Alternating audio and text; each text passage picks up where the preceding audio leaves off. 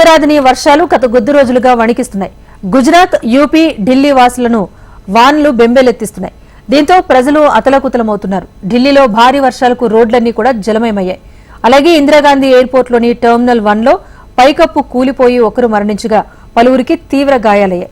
ఇప్పటి వరకు కురిసిన భారీ వర్షాలకు ఢిల్లీలో 8 మంది మరణించారు. మరోవైపు 3-4 రోజులుగా కురుస్తున్న వర్షాలకు నగరంలోని రోడ్లన్నీ జలమయమయ్యాయి. ఇప్పటికే పలు ప్రాంతాల్లో రోడ్లపైనే నీరు స్తంభించిపోయింది.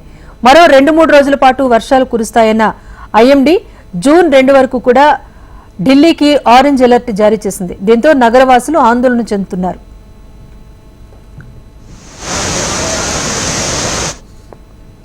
సౌత్ గుజరాత్ లోనూ వానలు దంచు కొడుతున్నాయి. వల్సాద్, సూరత్ జిల్లాల్లో కుండపోత వర్షం కురిసింది. దీంతో వల్సాద్ లో రోడ్లపై వరద నీరు ఉప్పొంగి పొర్లుతోంది.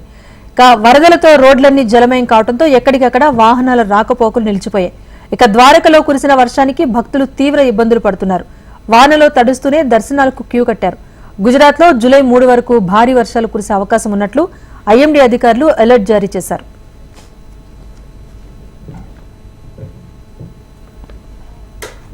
అటు యూపీలోని మొరాదాబాద్ వరదల్లో మునిగిపోయింది. బోలానాథ్ కాలనీ పూర్తిగా జలమయమైంది. ఇళ్లన్నీ వరద నీటిలో మునిగిపోయాయి. దీంతో కాలనీలో జనజీవనం అస్తవ్యస్తంగా మారింది. అక్కడి ప్రజలకు సాయం అందించేందుకు బోట్లను వినియోగిస్తున్నారు అధికారులు. స్థానికులను బోట్ల సహాయంతో తరలిస్తూ వారికి సరుకులు పంపిణీ చేస్తున్నారు.